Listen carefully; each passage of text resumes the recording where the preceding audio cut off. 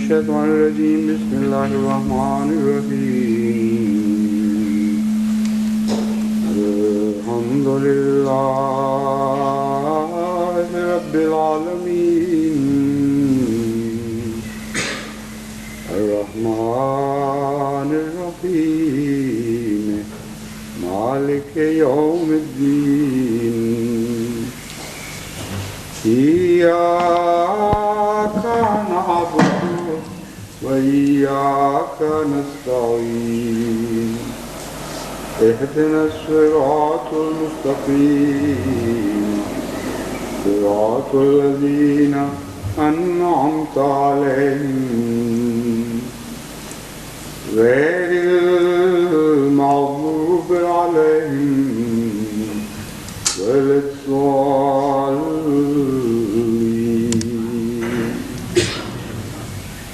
يا أيها الناس اذكروا نعمة الله عليكم هل من خالق غير الله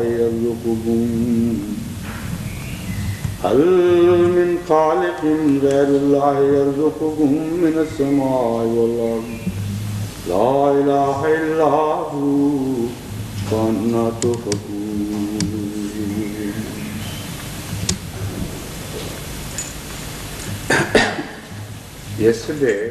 کل لفظ نعمت کے مطالب کی وضاحت کرتے ہوئے میں نے یہ بیان کیا تھا کہ ہر چیز جو اللہ تعالیٰ کی طرف سے ہے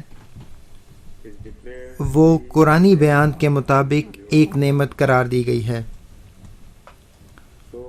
اس لیے جو کچھ بھی ہم دیکھتے ہیں محسوس کرتے ہیں وہ گویا مجموعہ ہے جس سے ہم استفادہ کرتے ہیں اللہ تعالیٰ کی نعمتوں کا. وہ قرآنی اصطلاح کے مطابق اللہ تعالیٰ کی طرف سے نعمت ہے. لیکن قرآن کریم ایک دوسری تصویر بھی کھینچتا ہے کچھ مختلف انداز میں، اور وہاں ایک خوشی کا نیا احساس پیدا کیا گیا ہے. اس بات کی وضاحت کے لیے جس آیت کا میں نے انتخاب کیا ہے وہ یہ ہے یا ایھا الناس اذکروا نعمت اللہ علیکم هل من خالق غیر اللہ یرزقکم من السماء والارض. نہ صرف یہ کہ ہر چیز جو ہمارے اوپر نازل کی گئی ہے ایک نعمت ہے، بلکہ اس میں ایک اور نقطہ بھی ہے جس کے بارے میں ہم عام طور پہ غلطی کر جاتے اگر قرآن کریم اس کے بارے میں ہمیں خود نہ بتاتا. ایک اور پہلو اس اہم امر کا وہ بھی نعمت ہے اور بہت ضروری چیز ہے. اس آیت کا ترجمہ یہ ہے اے لوگو اپنے اوپر اللہ کی نعمت کو یاد کرو. کیا اللہ کے سوا بھی کوئی خالق ہے جو تمہیں آسمان اور زمین سے رزق عطا کرتا ہے؟ تو نعمت کا جو ذریعہ ہے وہ صرف ایک ہے. آپ کو ایک سے زیادہ خداؤں کی طرف نہیں جانا پڑے گا اپنی دعاؤں کے لیے، اور یہ بات بھی ایک نعمت ہے. اور یہ وہ نقطہ ہے جو نہایت خوبصورت ہے، اور جب مجھے اس کا احساس ہوا تو مجھے بہت مزہ آیا کہ کس طرح اللہ تعالیٰ اس گہرائی میں جا کے بیان کرتا ہے اللہ تعالیٰ کی ذات کو اور اس تخلیق کو جو اللہ تعالیٰ نے کی ہے. یہ حقیقت کہ تمہیں ایک سے زیادہ خداؤں کی طرف جانے کی ضرورت نہیں ہے، اور خدا تعالیٰ کی وحدانیت جو ہے، اور جو ذکر کیا گیا ہے کہ کیا اللہ کے سوا بھی کوئی خالق ہے جو تمہیں آسمان اور زمین سے رزق عطا کرتا ہے، یعنی تمہیں ایک سے زیادہ خداؤں کی طرف جانے کی ضرورت نہیں ہے اور ان سے اپنی التجاؤں کو پورا کرنے کی ضرورت نہیں ہے، بلکہ خدا تعالیٰ کی وحدانیت ہے، واحد خدا ہے جس کی طرف تم جانا ہے اور تم نے اپنی دعائیں کرنی ہیں. تو یہ بہت اہم اور خوبصورت بات ہے، میں نے ضروری سمجھا کہ آپ کے سامنے بیان کروں. اور ایک اور بات جو میں پہلے ذکر کر چکا ہوں وہ ہے وما بکم من نعمت فمن اللہ. ہر چیز یا ہر نعمت جو تمہارے پاس ہے وہ خدا تعالیٰ کی طرف سے ایک نعمت ہے. اور اس کا دوسرا حصہ جو ہے ثم اذا مسکم الضر فالیہ تجالون، یہاں آیت میں یہ نہیں کہا جا رہا کہ جو نقصان تمہیں پہنچتا ہے وہ اللہ تعالیٰ کی طرف سے ہے، بلکہ فرمایا ثم اذا مسکم الضر فالیہ تجالون۔ اسی مضمون کو ایک اور خوبصورت رنگ دے دیا گیا ہے کہ ہاں یہ درست ہے کہ جو کچھ تمہیں دیا گیا ہے وہ اللہ تعالیٰ کی طرف سے ایک نعمت ہے، لیکن کیونکہ تم ہر نعمت کو نقصان میں اور ضر میں تبدیل کر دیتے ہو اس کے غلط استعمال کی وجہ سے، تو یہ سمجھ میں آتی ہے کہ ایک طرف سے تو اللہ تعالیٰ کی نعمتیں آ رہی ہیں اور دوسری طرف وہ ضر بن جاتی ہیں، نقصان دہ بن جاتی ہیں ان کے استعمال کی وجہ سے۔ تو کیا کہانی یہاں ختم ہو جاتی ہے؟ نہیں، ایک اور نعمت ہے جس کا قرآن کریم میں ذکر ہے، ثم اذا مسکم الضر فالیہ تجالون۔ جب تم خود اپنی غلطی سے اللہ کی نعمت کو زحمت میں بدل دیتے ہو تو تم پھر اس کی طرف متوجہ ہوتے ہو اور اس سے درخواست کرتے ہو اس کو درست کرنے کے لیے کہ وہ ان کو دوبارہ نعمتوں میں تبدیل کر دیں۔ تو جنگ مکمل طور پر ہاری نہیں گئی، باوجود اس کے کہ اللہ تعالیٰ کی نعمتوں کا غلط استعمال کیا گیا ہے، اللہ پھر بھی موجود ہے ہمیشہ، جو رحمان اور رحیم ہیں، ان کو درست کرنے کے لیے جو تم نے غلط کیا ہے اور ان کو اصل حالت میں لانے کے لیے۔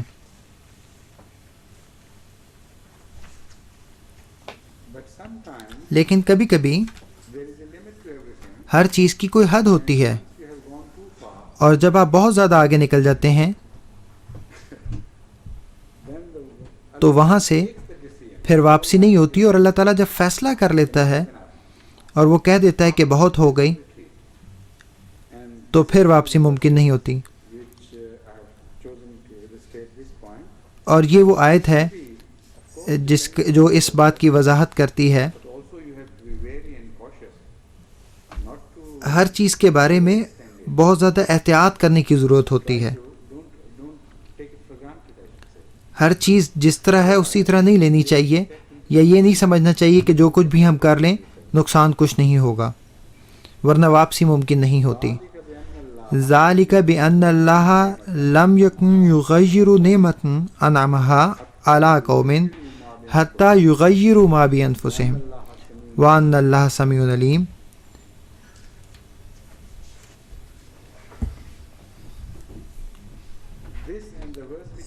یہ اور وہ آیت جو میں نے کل یہاں تلاوت کی تھی، گویا یہ ایک جوڑا ہے اس مضمون کو سمجھنے کے لیے،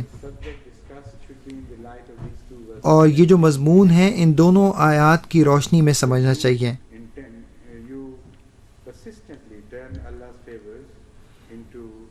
کہ مسلسل طور پر جب اللہ تعالیٰ کی نعمتوں کو ان کو تبدیل کرنے کی کوشش کی جاتی ہے تو یہ ہوتا ہے۔ اس میں کہا گیا ہے یہ اس لیے ہے کہ اللہ تعالیٰ ہرگز اپنی نعمتوں کے جو اس نے کسی قوم پر نازل کی ہیں کسی اور چیز میں تبدیل نہیں کرتا، اور یہ بات یقیناً واضح اور ایسی ہی ہے۔ کوئی بھی اعلیٰ آدمی، اعلیٰ کردار کا آدمی جو کسی کو ایک دفعہ کچھ دیتا ہے، کوئی تحفہ دیتا ہے یا انعام دیتا ہے، تو وہ کبھی بھی اس کو واپس نہیں لیتا، اور یہ ایک نشانی ہوتی ہے اس کے اعلیٰ کردار کی، کہ وہ ایک دفعہ جب وہ اپنی کچھ دے دیتا ہے تو وہ اس کو واپس نہیں لیتا۔ اسی لیے حضرت صلی اللہ علیہ وسلم نے بہت زیادہ برا کہا ہے اس طرز عمل کو کہ ایک دفعہ کسی کو کچھ دے دیا جائے تو وہ اس سے واپس لیا جائے، اور یہ تمام باتیں قرآنی تعلیمات کے مطابق ہیں۔ اسی طرح خواتین کے تعلق میں بھی یہ کہا گیا ہے کہ جب ایک دفعہ تم ان سے شادی کر لیتے ہو تو اگر تم ان کو طلاق بھی دیتے ہو تو جو چیزیں تم ان کو دے چکے ہو وہ ان سے واپس نہ لو۔ تو یہ بات وہ ہے جو اللہ تعالیٰ نے قرآن کریم میں ہمیں سکھائی ہے، اور یہی اللہ تعالیٰ خود بھی ہمارے ساتھ کرتا ہے۔ جب اللہ ایک دفعہ اپنی نعمت کسی کو دے دیتا ہے تو وہ اس سے واپس نہیں لیتا. لیکن پھر بھی ہمیں یہ نظر آتا ہے کہ کئی دفعہ جو نعمتیں ہیں وہ تبدیل ہو کر زحمت میں نظر آ رہی ہوتی ہیں، وہ مزید نعمت نہیں رہتی. وہ اللہ تعالیٰ کے فضل تھے جو لوگوں پہ نازل ہوئے، لیکن پھر وہ وقت کے ساتھ ساتھ تبدیل ہو گئے. تو اس میں اصول کیا ہے؟ وہ یہ ہے کہ اللہ تعالیٰ اپنی نعمتوں کو نہ واپس لیتا ہے نہ ان کو تبدیل کرتا ہے. حتیٰ یغیروا ما بانفسہم، یہاں تک کہ وہ خود اپنے آپ کو تبدیل نہ کر لیں. جو سب سے اہم نقطہ یہاں پہ جاننا چاہیے وہ یہ ہے کہ نہ یہاں نہ کہیں اور اللہ تعالیٰ نے کہا ہے کہ تم میری نعمتوں کو تبدیل کرتے ہو، بلکہ اللہ تعالیٰ یہ فرماتا ہے یغیروا ما بانفسکم، یہاں تک کہ وہ تبدیل کر لیتے ہیں جو ان کے اندر ہے. اسی لیے اللہ تعالیٰ نے یہ نہیں کہا کہ اللہ تعالیٰ اپنی چیزوں کو تبدیل نہیں کرتا یہاں تک کہ لوگ اپنے آپ کو تبدیل کر لیں. یہاں جو طرز بیان میں بہت ہلکی سی تبدیلی کی گئی ہے. یہاں یہ کہا گیا ہے کہ لوگ اپنے اندر کو تبدیل کر لیتے ہیں، اللہ تعالیٰ کی نعمتوں کو تبدیل نہیں کرتے. اور یہ بہت اہم پیغام ہے ہمارے لیے. اور اللہ تعالیٰ پھر یہ بھی کہتا ہے وَأَنَّ اللَّهَ سَمِيعٌ عَلِيمٌ، کہ یقیناً اللہ تعالیٰ سب سننے والا اور سب جاننے والا ہے. جب بھی لفظ سمیع استعمال کیا جاتا ہے تو یہ لفظ ہمیشہ ایک امید کی کرن پیدا کرتا ہے. سمیع ان معنی میں کہ باوجود اس کے کہ تم نے بہت نقصان کر لیا ہے، لیکن پھر بھی اگر تم خدا کو پکارو گے تو اللہ سب سننے والا ہے اور وہ ضرور جواب دے گا. تو امید کی ایک کھڑکی اس میں کھلی رہ جاتی ہے. لیکن دوسری آیت جو میں پیش کروں گا اس میں یہ امید کی کھڑکی بھی ختم ہو جاتی ہے اور اس میں آگے بڑھے ہوئے مجرموں کا ذکر ہے. لیکن جہاں تک اس آیت کا ذکر ہے تو اس میں بھی مجرموں کا ذکر ہے، لیکن وہ اتنے آگے نہیں بڑھے ہوئے جیسا کہ دوسری آیت میں بڑھے ہوئے ہیں. تو حتیٰ یغیروا ما بانفسہم کا مطلب یہ ہے کہ یہ ان لوگوں کا طرز عمل ہے جو نتیجے کو ظاہر کرتا ہے. کچھ ان کے دلوں میں، ان کے ارادوں میں کمی ہے، کوئی غلطی ہے، وہ اس طرح کی حرکتیں کر رہے ہیں جن سے سب کچھ ہو رہا ہے. تو یہ سب کچھ جو معاملہ ہے وہ اندرونی تبدیلیوں پر مبنی ہے. لیکن جہاں تک نعمتوں کا تعلق ہے تو وہ تو نعمتیں ہی رہتی ہیں، اور جو فائدے ہیں وہ فائدے ہی رہتے ہیں. اور جو چیز تبدیل ہوتی ہے وہ آپ کے ارادے چینج ہو رہے ہیں، تبدیل ہو رہے ہیں. اور جب آپ بدی کی طرف مائل ہوتے ہیں تو پھر اللہ تعالیٰ ان نعمتوں کو واپس لے لیتا ہے یا ان کے فائدوں کو واپس لے لیتا ہے. وہ یا کچھ ایسا ہوتا ہے کہ وہ نعمتیں تو رہتی ہیں لیکن ان کا نتیجہ وہ نہیں رہتا.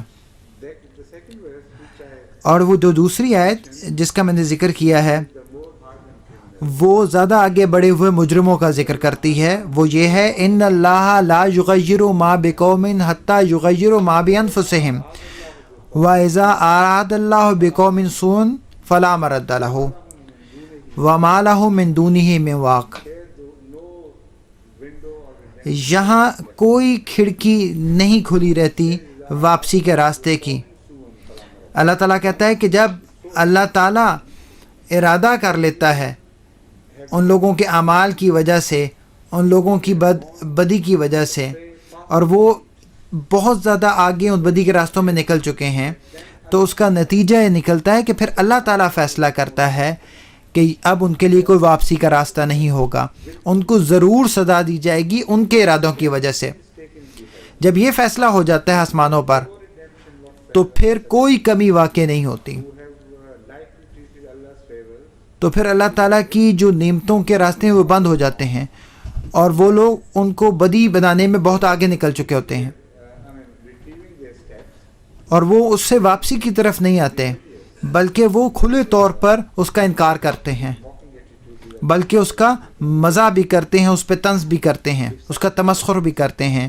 اور اگر یہ بات ہو جائے تو پھر اللہ تعالیٰ فیصلہ کرتا ہے کہ اب یہاں سے آگے جو کچھ بھی ان کے ساتھ ہوگا وہ ان کی تباہی ہوگی، اور جب اللہ تعالیٰ یہ فیصلہ کر لیتا ہے تو کوئی اس کو روک نہیں سکتا۔ اب یہ خدا تعالیٰ کا قرآن کریم میں طرز ہے کہ جب اللہ تعالیٰ مختلف چیزوں کے بارے میں گفتگو کرتا ہے تو وہ اصل واقعے کا بھی ذکر کرتا ہے جو انسانی تاریخ میں ہو چکا ہے، اور اس واقعے کے ساتھ، ان اصولوں کے ساتھ ان حقائق کو بھی بیان کرتا ہے۔ تو یہاں پہ جو مثال دی گئی ہے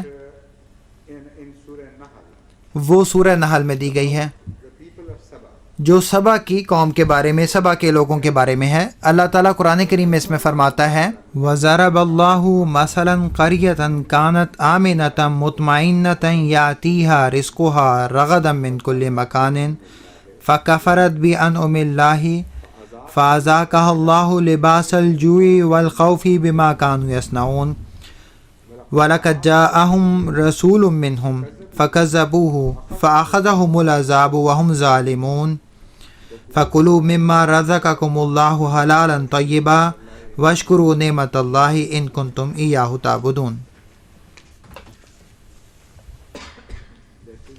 یہ سورۃ النحل کی 113، 114 اور 115 آیات ہیں، اور اللہ ایک ایسی بستی کی مثال بیان کرتا ہے جو بڑی پرامن اور مطمئن تھی۔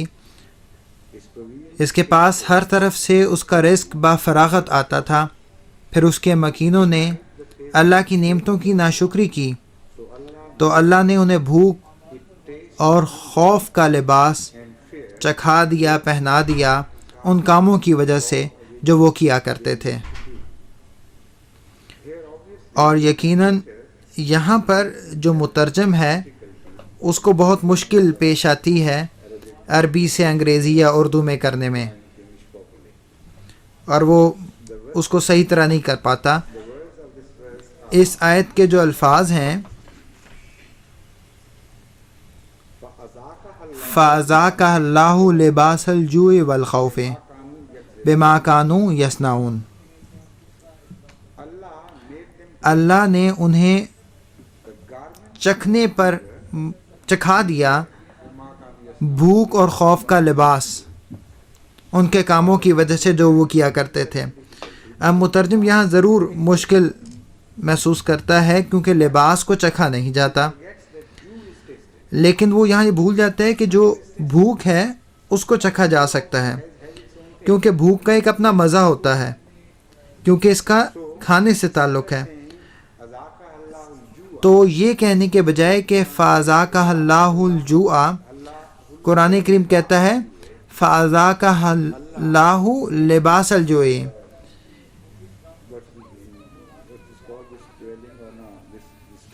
وہ کیا کہتے ہیں کہ اللہ تعالیٰ نے کہ اس کو چکھایا ہے بھوک کا لباس اور خوف۔ اب جو لباس ہے جو وہ ایسی چیز ہوتی ہے جو ہر طرف سے ڈھک لیتی ہے، وہ کسی کو پوری طرح ڈھانپ لیتی ہے، اور لباس ایک ایسی چیز ہے جو کسی کی حالت کے بارے میں بیان کرتی ہے کہ وہ کس حالت میں ہے، آیا وہ خوشی کے عالم میں ہے، غم کے عالم میں ہے، یا اچھے حالات میں ہے۔ تو اس بات کا اظہار لباس کے ساتھ ہوتا ہے، لیکن جہاں تک مزے کا تعلق ہے وہ کسی کو نظر نہیں آتا، کیونکہ اگر آپ کے منہ میں برا ذائقہ ہے تو وہ آپ کا اپنا ہے، وہ دوسروں کے لیے نہیں ہے۔ لیکن اگر آپ کو لباس پہنے ہوئے ہیں تو وہ دوسروں کو بتاتا ہے، وہ صرف آپ کا اپنا مزہ نہیں ہے بلکہ وہ لوگوں کو دکھانے کے لیے بھی ہے، ہر کسی کے لیے ہے جو اس کو دیکھ سکتا ہے۔ تو یہ وہ انتہائی حالت ہے جس کا یہاں اظہار کیا گیا ہے اس آیت میں۔ تو یہ ایک عام بھوک کا ذکر نہیں ہے، بلکہ یہ اس طرز زندگی کا ذکر ہے جو ہر کسی کو نظر آ رہا ہوگا، ہر کوئی اس بات کو جانے گا، ان کے کرب کو، ان کے ابتلا کو، کہ کس طرح کے وہ لباس پہن رہے ہیں. اور یہ اتنا واضح ہوگا کہ ان کی جو ان کی حالت ہوگی وہ سب کو نظر آ رہی ہوگی. تو یہ پیغام ہے جو اس آیت میں دیا جا رہا ہے. تو وہ جو ایک عام روایت سے تھوڑا سا تبدیلی کی گئی ہے، اور یہ کہنے کے بجائے کہ اذاقہ اللہ الجوع، یہ جو کہا گیا ہے اذاقہ اللہ لباس الجوع، تو اس میں وہ تبدیلی پیدا کی گئی. اگر یہ کہا جاتا کہ اذاقہ اللہ الجوع تو اس کا مطلب یہ ہوتا کہ ایک عام قسم کی بھوک جس کو کوئی بھی برداشت کرتا ہے، جو زیادہ لمبے عرصے قائم نہیں رہے گی. لیکن جب لباس الجوع کا ذکر کیا گیا ہے تو وہ لمبے عرصے تک رہتا ہے، وہ گویا کہ اس کی حالت بن جاتی ہے. تو اسی آیت میں یہ بھی بیان کیا گیا ہے کہ وہ جو ان کی بھوک کی حالت ہوگی وہ وقتی طور پہ نہیں ہوگی، بلکہ ایک لمبے عرصے تک ان کو اس کا سامنا کرنا پڑے گا، گویا وہ اس سے نکل نہیں سکیں گے. تو جب اللہ تعالیٰ فیصلہ کرتا ہے کسی کو سزا دینے کا ان کی ناشکری کی وجہ سے، تو پھر یہ وہ علامات ہیں جو ظاہر ہوتی ہیں. تو وہ خود اس میں مبتلا نہیں ہوتے، بلکہ وہ ایک یوں سمجھ لیں کہ ایک عبرہ بن جاتے ہیں. اس کا کیسے ترجمہ کیا جائے گا؟ ایک گویا ایک یوں سمجھ لیں کہ وہ ایک نشان بن جاتے ہیں، ایک سبق بن جاتے ہیں دوسرے لوگوں کے لیے. تو وہ دوسروں کے لیے سبق کا باعث بن جاتے ہیں. تو یہ جو نقطہ ہے یہ بھی بہت اہم ہے. اللہ تعالیٰ کو کوئی خوشی نہیں ہوتی لوگوں کی تکلیف کو ظاہر کرنے کا، یہاں تک کہ اس میں کوئی مقصد نہ ہو. تو یہاں مقصد یہ ہے کہ دوسرے لوگوں کو بھی اس سے سبق حاصل ہو. اور اس کا جو اصل مقصد ہے وہ یہ ہے کہ ان لوگوں کو یہ تذلیل کیوں اٹھانی پڑی ہے، وہ اس وجہ سے نہیں ہے کہ انہوں نے عمومی طور پر کوئی انکار کیا ہے یا کچھ عام نعمتوں کا انکار کیا ہے جو دنیاوی چیزیں ہیں، بلکہ اس کے بعد کی جو آیت ہے وہ اس بات کی وجہ کو بیان کرتی ہے. وَلَقَدْ جَاءَهُمْ رَسُولٌ مِّنْهُمْ فَكَذَّبُوهُ فَأَخَذَهُمُ الْعَذَابُ وَهُمْ ظَالِمُونَ. عام طور پر کئی لوگ اللہ تعالیٰ کی نعمتوں کا غلط استعمال کرتے ہیں اور وہ مسلسل یہ کرتے رہتے ہیں، لیکن اللہ ان کو کوئی عذاب نہیں دیتا. لیکن جب یہ حالت اور آگے بڑھ جاتی ہے اور اللہ تعالیٰ کی سب سے بڑی نعمت کا انکار ہوتا ہے جو نبوت ہے، اور وہ اس سے بھی ایک قدم آگے بڑھ جاتے ہیں، وہ نہ صرف نبوت کا یا نبی کا انکار کرتے ہیں بلکہ اس کا مذاق بھی اڑاتے ہیں. تو پھر یہ وہ تصویر ہے جس کا یہاں ذکر کیا گیا ہے، یہ وہ سزا ہے جس کا ذکر کیا گیا ہے یہاں پر. تو یہاں یہ مسئلہ بھی حل ہو جاتا ہے کہ جو عام دنیاوی لوگ ہوتے ہیں جن کو بے شمار نعمتیں ملتی ہیں اللہ تعالیٰ کی، تو ان کو باوجود اس کے کہ وہ کما حق ان کو استعمال نہیں کرتے اور ناشکرے بنتے ہیں، لیکن ان کو عذاب نہیں ملتا اس طرح جس طرح کہ یہاں ذکر کیا گیا ہے. تو یہ مسئلہ یہاں حل ہو جاتا ہے اس اگلی آیت کے ساتھ، جس میں یہ بتایا گیا ہے کہ جہاں تک عمومی تعلق ہے، عمومی طرز عمل لوگوں کا، تو اللہ تعالیٰ اس کو چھوڑ دیتا ہے. لیکن جب اس طرح کے عام ناشکر لوگ اللہ تعالیٰ کے کاموں میں اور اللہ تعالیٰ کے پیغام میں انکار کرنے لگ جاتے ہیں، اس کی ناشکری کرتے ہیں، تو پھر جو عذاب ملتا ہے اس سے کوئی بچا نہیں سکتا.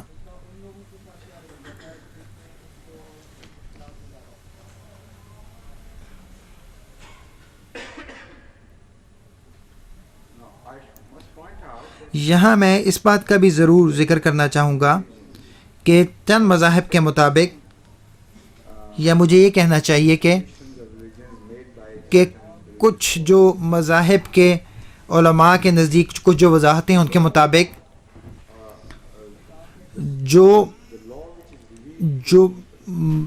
جو قانون ہے جس کا لوگوں کے ساتھ تعلق ہے، وہ ان کے نزدیک ایک عذاب ہے، ایک زحمت ہے. یہ مجھے سمجھ آتا ہے حضرت عیسیٰ علیہ السلام کے کچھ حواریوں کے ذریعے، یا یوں سمجھ لیں کہ جو ان کی طرف منسوب کی گئی ہیں وضاحتیں. یہ کہا گیا ہے کہ انہوں نے یہ تصور پیدا کیا ہے کہ اللہ تعالیٰ کی گویا نعمتیں عذاب کے طور پہ ہیں. گویا یہ نظر آتا ہے کہ حضرت عیسیٰ علیہ السلام وہ ہیں جنہوں نے ان عذابوں سے اور اس ابتلا سے انسانیت کو بچایا ہے. جہاں تک یہودیت کا تعلق ہے تو نظر آتا ہے کہ وہاں بہت ساری بے شمار ایسے قوانین موجود ہیں اور ہر قدم پر انہیں گویا کہ سزائیں ملتی ہیں، گویا کہ وہ اللہ تعالیٰ کے عذاب کے نیچے، اللہ تعالیٰ کی زحمت کے نیچے ہیں، اور جو وہ کرتے ہیں گویا قانون اس کی وہیں پہ ان کو سزا دے رہا ہے، تو قانون کے نزدیک ایک زحمت کے طور پہ ہے. لیکن جب حضرت عیسیٰ علیہ السلام آئے تو ان کے خیال میں انہوں نے تمام اس عذاب سے ان کو نکال دیا ہے، اس گناہ سے ان کو نکال دیا ہے، اور اس معنی کو انہوں نے محدود کر دیا. حضرت موسیٰ علیہ السلام کا جو پہاڑی وعظ ہے اس میں کچھ اوامر اور مناہی ہیں اور بس، اور ان کا خیال ہے کہ یہ وہ باتیں ہیں جو عیسائیت میں باقی رہ گئی ہیں، اور ان کے نزدیک بہت ساری ایسی باتیں ہیں جو حضرت عیسیٰ علیہ السلام نے ناقابل عمل قرار دے دی ہیں. یہ ساری بات غلط نہیں ہے، لیکن اس میں کچھ نہ کچھ سچائی موجود ہے جس کو بعد میں بڑھا چڑھا کر اور کچھ تروڑ مروڑ کر حضرت عیسیٰ علیہ السلام کے ماننے والوں نے بیان کیا ہے. قرآن کریم ہمیں یہ بتاتا ہے کہ حضرت عیسیٰ علیہ السلام آپ نے کچھ تورات کے کچھ حصوں کو قابل عمل قرار دیا گیا ہے جو عام طور پر تورات میں جن کا ذکر کیا گیا ہے اور جو یہودیوں کے لیے قابل عمل ہیں. حضرت عیسیٰ علیہ السلام نے کچھ نرمی دکھائی چند معاملات میں، اور کچھ معاملات کم قابل عمل قرار دیے گئے. اور جب آپ اس بات کا گہرائی میں مطالعہ کریں جو آپ نے حضرت عیسیٰ علیہ السلام نے کیا، تو آپ کو یہ پتہ لگتا ہے کہ قرآن کریم نے بڑی وضاحت اس کی کر دی ہے. آپ کو یہ پتہ لگتا ہے کہ جو یہ دعویٰ تھا کہ یہودیت ایک عذاب کے طور پہ ہے، تو یہ اس میں کوئی حقیقت نہیں ہے. حقیقت یہ ہے کہ قرآن کریم کی اور آیات اور بیانات کے مطابق کبھی کبھی یہود جو ہیں ان کو سزا کے طور پہ چند امور سے منع کیا جاتا تھا، اور وہ بہت کم ہوتا تھا اور مخصوص اوقات اور لوگوں کے لیے ہوتا تھا. اور وہ جو باتیں تھیں وہ قانون کی بنیاد نہیں تھی، کیونکہ قرآن کریم اس کا ذکر کرتا ہے کہ انہیں خمیر بنانے کے لیے کچھ عرصے کے لیے منع کیا گیا، یا کچھ اور چیزوں سے ان کو منع کیا گیا. مثال کے طور پر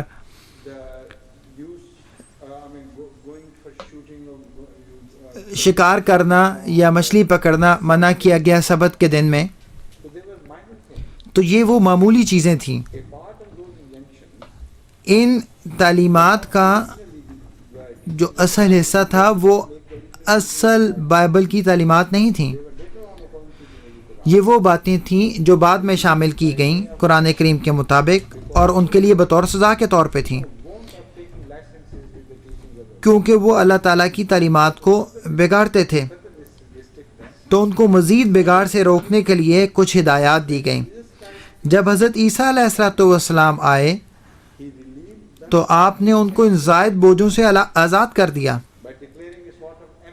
اور گویا ایک طرح سے ان کو آزادی دلائی. اور مزید یہ کہ حضرت عیسیٰ علیہ السلام نے جو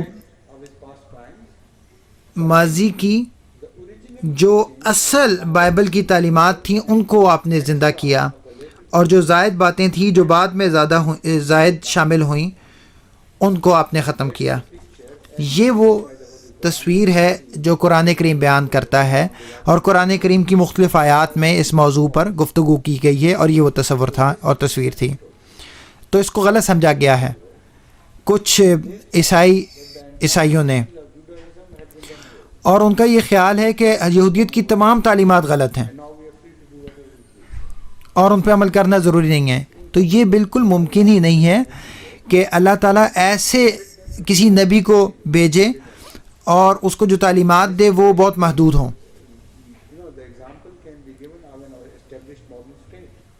تو یہ وہ مثال ہے جو موجودہ دنیا میں بھی آ جاتی ہے۔ کیا چیز قانون کے مطابق جائز ہے اور کیا ناجائز ہے؟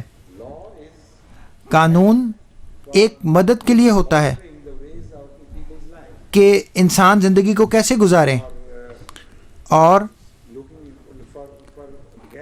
قانون اس بات کے لیے ہوتا ہے تاکہ وہ حفاظت کرے لوگوں کی زندگی کی، اور یہ بنیادی مقصد ہوتا ہے قانون کا۔ تو غیر قانونیت کی جو فضا ہے وہ اللہ تعالیٰ کی طرف سے نعمت نہیں ہو سکتی۔ جب بھی غیر قانونیت کی فضا آتی ہے، جس کو ہم انارکی بھی کہتے ہیں، جس کو ہم عذاب بھی کہتے ہیں، چنانچہ اللہ تعالیٰ روحانی دنیا میں غیر قانونیت پیدا کر کے اس کو نعمت نہیں کہہ سکتا۔ جو غیر قانونیت ہے وہ نعمت نہیں ہے، بلکہ بنیادی طور پر قانون بنانے کا جو مقصد ہے وہ دراصل ایک نعمت اور برکت کا مقصد ہے، لیکن کبھی کبھی وہ بوجھل بن جاتا ہے۔ تو بعض دفعہ یہ ہوتا ہے کہ عام دنیاوی معاملات میں کچھ لوگ ایسے عادی مجرم بن جاتے ہیں کہ وہ ہمیشہ اپنے آپ کو روک ہی نہیں سکتے دوسروں کے لیے مشکلات پیدا کرنے سے، تو ان کے لیے مزید ایسے قوانین بنائے جاتے ہیں تاکہ ان کو اس سے روکا جا سکے، اور جب وہ لوگ ٹھیک ہو جاتے ہیں تو ان قوانین کو اٹھا لیا جاتا ہے۔ یہ آپ دیکھ سکتے ہیں تاریخ جو ہے آباد کاری کی تاریخ میں، جب بھی مختلف طاقتیں مختلف جگہ جا کے آباد کاریاں کرتی ہیں تو وہ کبھی کبھی ان کو ایسے مجرم قبیلوں سے واسطہ پڑتا ہے کہ جن کو کسی بھی قسم کے قانون کی پاسداری نہیں ہوتی، اور یہ ان کی عادت بن جاتی ہے کہ وہ قانون کو توڑیں۔ تو پھر ایسے لوگوں کے لیے، ایسے قبیلوں کے لیے مزید قانون بنائے جاتے ہیں تاکہ ان کو روکا جا سکے، تاکہ وہ لوگ مزید قانون کو نہ توڑ سکیں۔ تو کبھی کبھی ایسا ہوتا ہے کہ صرف ایک قانون کو بچانے کے لیے ایک مجموعہ مزید قوانین کا بنا دیا جاتا ہے۔ مجھے ایک دفعہ یاد ہے حضرت مرزا بشیر احمد صاحب رضی اللہ عنہ نے مجھے بتایا اس قسم کا واقعہ جو سرگودا میں ہوا تھا۔ برطانوی راج کے دوران جو ڈپٹی کمشنر تھا وہ ایک انگریز تھا، اور اس کو اس مسئلے کا سامنا کرنا پڑا کہ بہت زیادہ طور پہ لڑائیاں ہو رہی تھیں، اور خاص طور پہ چوریاں اور جانوروں کی چوریاں ہو رہی تھیں، یہاں تک کہ نہ گورنمنٹ کی جائیداد محفوظ تھی اور نہ ہی کسی عام لوگ کی۔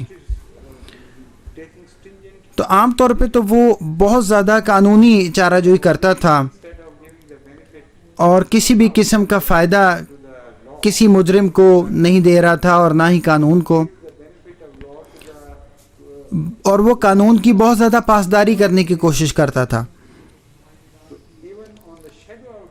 اور اگر کسی کے اوپر اس کو ذرہ سا بھی شک ہوتا تھا تو وہ فوراً اس کو گرفتار کرتا تھا اور اس کو سزا دیتا تھا، لیکن اس کے باوجود کسی بھی قسم کا امن قائم نہیں ہو سکا۔ آخر کار کچھ اس کو سرگنا لوگ اس کے ہاتھ میں آ گئے،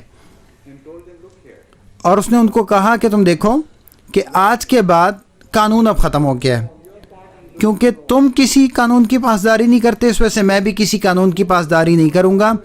بے شک تم جو مرضی کرو، میرے خلاف خط لکھو گورنمنٹ برطانیہ کو، لیکن جب تک میں یہاں ہوں میرے لیے کوئی قانون نہیں ہے۔ کیونکہ تم کسی قانون کی پاسداری نہیں کرتے. جس کو میرا دل چاہے گا میں اس کو سزا دوں گا. تو کبھی کبھی اس طرح ہوتا ہے. اسی طرح مذہبی دنیا میں بھی جو قوانین بنائے جاتے ہیں وہ عذاب یا زحمت کے طور پہ نہیں ہوتے بلکہ نعمت کے طور پہ ہوتے ہیں. لیکن کچھ ایسے عادی مجرم ہوتے ہیں کہ جو قوانین کو توڑتے ہیں. تو پہلے قدم کے طور پہ کچھ زیادہ سخت باتیں کی جاتی ہیں تاکہ ان کو جرم سے روکا جائے. لیکن جب لوگ ان قوانین کو بھی ان لائنوں کو بھی ان سے آگے بڑھ جاتے ہیں تو پھر کوئی قانون نہیں ہوتا. اور پھر ایسے لوگوں کا مستقل کلا کما کر دیا جاتا ہے. جس طرح کے مختلف واقعات پومپئی کے لوگوں کے ساتھ ہوا یا پہلی اور دوسری جنگ عظیم میں ہوا. تو یہ وہ غیر قانونیت کے نتائج تھے جس کی وجہ سے جو قانونیت ہے وہ ختم ہو گئے. کیونکہ وہ لوگ قانون کی پاسداری نہیں کرتے اس لیے اللہ تعالیٰ ایسے حالات پیدا کر دیتا ہے کہ جن سے ان کی ہلاکت ہو جائے. تو اللہ تعالیٰ کہتا ہے ان اللہ شدید العقاب کہ جب تم اللہ تعالیٰ کی نعمتوں کو تبدیل کر لیتے ہو اپنے اندر تبدیلی پیدا کر کے. میں معذرت چاہتا ہوں, ایک اور جگہ ہے جس کا میں نے ذکر نہیں کیا جہاں حقیقت میں نعمت اللہ جو ہے وہ تبدیلی کا باعث بن گئی ہے. پہلی جو 2 آیات میں نے آپ کے سامنے پڑھی ہیں اس میں نعمت یعنی جو اللہ تعالیٰ کی مہربانی ہے وہ تبدیل نہیں ہوئی بلکہ وہ لوگوں کا اندرون ہے جو تبدیل ہوا ہے. لیکن یہ جو آیت ہے اس میں ایک مختلف حالت کا بیان کیا گیا ہے جس کا قرآن کریم ذکر کرتا ہے. سل بنی اسرائیل کم آتیناکم من آیت بینہ ومن یبدل نعمت اللہ من بعد ما جاءتہ فإن اللہ شدید العقاب. یہ ایک بالکل مختلف مضمون ہے اور جس کا اس کے ساتھ تعلق نہیں ہے جس کا میں نے پہلے ذکر کر دیا ہے. تو میں نے اس آیت کا انتخاب کیا ہے جس کی جب میں وضاحت کروں گا تو آپ کو پتہ لگے گا کہ میری وہ جو پہلا بیان ہے وہ اسی طرح قائم ہے. لیکن جہاں تک اللہ تعالیٰ کی نعمت کا ذکر ہے جو اللہ تعالیٰ کی مہربانی ہے وہ تبدیلی ہوئی بلکہ جب لوگ تبدیل ہوتے ہیں تو اللہ تعالیٰ کی نعمت جو ہے وہ عذاب میں بدل جاتی ہے. لیکن یہاں پر ظاہری طور پر کچھ تبدیلی کی گئی ہے. قرآن کریم کہتا ہے بنی اسرائیلائٹ سے پوچھ لے کہ ہم نے ان کو کتنے ہی کھلے کھلے نشان دیے تھے. پوچھو اسرائیل کے بچوں سے کہ ہم نے ان کو کتنے ہی کھلے کھلے نشان دیے تھے. اور جو بھی اللہ کی نعمت کو تبدیل کر دے بعد اس کے کہ وہ اس کے پاس آ چکی ہو تو یقیناً اللہ سزا دینے میں بہت سخت ہے. یہاں اللہ تعالیٰ کی جو نعمت ہے وہ آیات ہیں جو نازل کی گئیں کیونکہ یہاں آیت سے مراد عام نعمتیں نہیں ہیں. یہ نہیں کہا گیا آتیناہم من نعمت بلکہ فرمایا آتیناہم من آیت بینہ ومن یبدل نعمت اللہ من بعد ما جاءتہ فإن اللہ شدید العقاب. تو یہاں مذہب کے اندر تبدیلی کے سلسلے کا ذکر کیا گیا ہے. جب ایک دفعہ اللہ تعالیٰ ایک مذہب کو نازل کر دیتا ہے اور لوگ اس میں تبدیلی کرنا اس پیغام میں تبدیلی کرنا شروع کر دیتے ہیں تو یہاں وہ جو تبدیلیاں ہوتی ہیں ان کے اوپر سزا ہوتی ہے. تو یہاں اللہ تعالیٰ نے اپنا انداز تبدیل کیا. اللہ تعالیٰ نے نہیں کہا ما بی انفسہم بلکہ فرمایا کیونکہ کبھی کبھی جو اللہ تعالیٰ کا پیغام ہوتا ہے لوگ اس میں تبدیلی کرتے ہیں اور آپ ایک مسخ شدہ نسخہ دیکھتے ہیں. تو یہ وہ وجہ ہے کہ جب اس طرح ہوتا ہے تو ان اللہ شدید العقاب تو یقیناً اللہ سزا دینے میں بہت سخت ہے.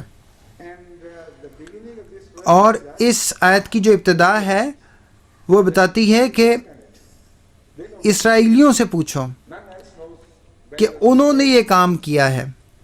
ان سے بہتر کوئی نہیں جانتا کہ کس طرح انہوں نے اللہ تعالیٰ کے پیغام کو بگاڑا ہے.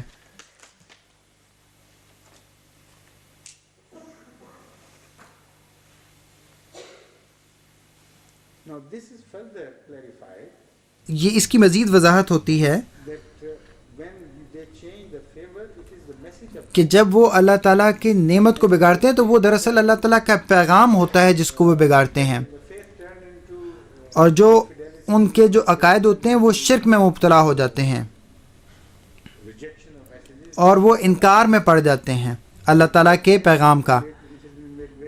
کیونکہ یہاں بڑی وضاحت بات کی گئی ہے جو سورہ ابراہیم میں ہے، الم تر الی الذین بدلوا نعمت اللہ کفرا واحلوا قومہم دار البوار. یہاں عام نعمتوں کا ذکر نہیں کیا گیا بلکہ کہا گیا ہے کیا تو نے ان لوگوں کی طرف نہیں دیکھا جنہوں نے اللہ کی نعمت کا انکار کر دیا اور اپنی قوم کو ہلاکت کے گھر میں اتار دیا.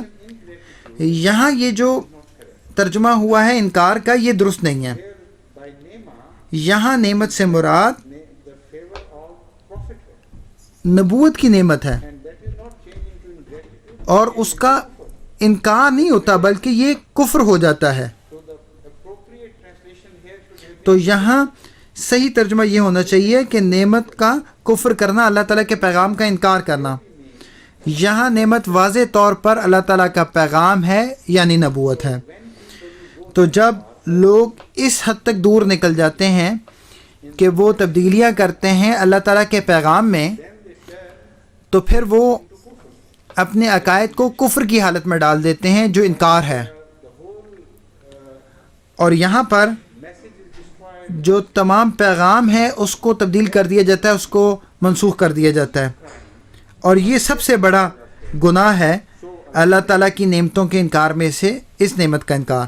تو اللہ تعالیٰ کہتا ہے وَأَحَلُّوا قَوْمَهُمْ دَارَ الْبَوَارِ. اب یہ مزید دلچسپ بات ہے جو میں نے کہا ہے وہ اس کی مزید یہاں تائید ہوتی ہے. وَأَحَلُّوا قَوْمَهُمْ دَارَ الْبَوَارِ، وہ اللہ کے پیغام کے ساتھ یہ کر رہے ہیں، اور جب وہ ایسا کرتے ہیں تو وہ صرف اپنے آپ کو ہلاکت میں نہیں ڈالتے بلکہ پوری قوم کو ہلاکت میں ڈالتے ہیں. جہنم یصلونہا وبئس القرار، یعنی جہنم میں وہ اس میں داخل ہوں گے اور کیا ہی برا قرار کا مقام ہے، رہنے کی جگہ ہے.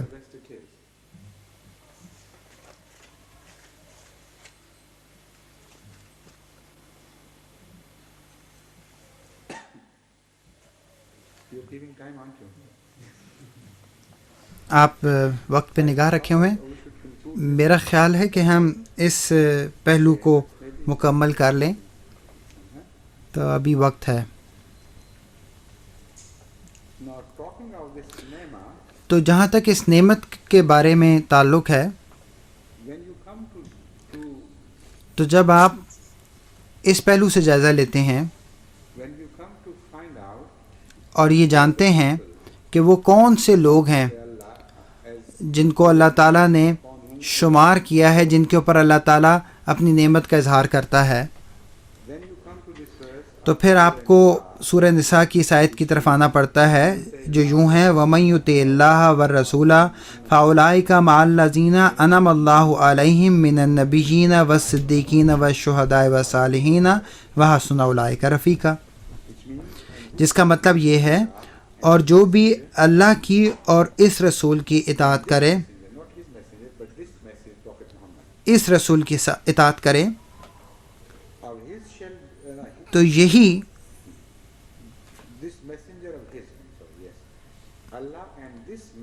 اللہ کی اور اس رسول کی اطاعت کرے تو یہی وہ لوگ ہیں جو ان لوگوں کے ساتھ ہوں گے جن پر اللہ نے انعام کیا ہے، یعنی نبیوں میں سے، صدیقوں میں سے، شہیدوں میں سے اور صالحین میں سے، اور یہ بہت ہی اچھے ساتھی ہیں.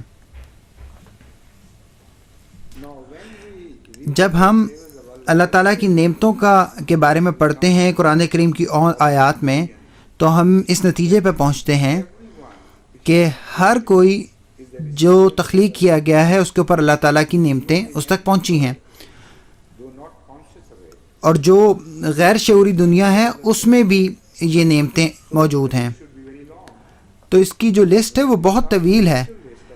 لیکن جب آپ حقیقی لسٹ کی طرف آتے ہیں جن کے لیے تمام نعمتیں بنی ہیں تو وہ صرف یہ 4 لوگ ہیں، اور وہ ہیں نبی، صدیق، شہداء اور صالحین، جن کا ابھی میں نے ذکر کیا ہے.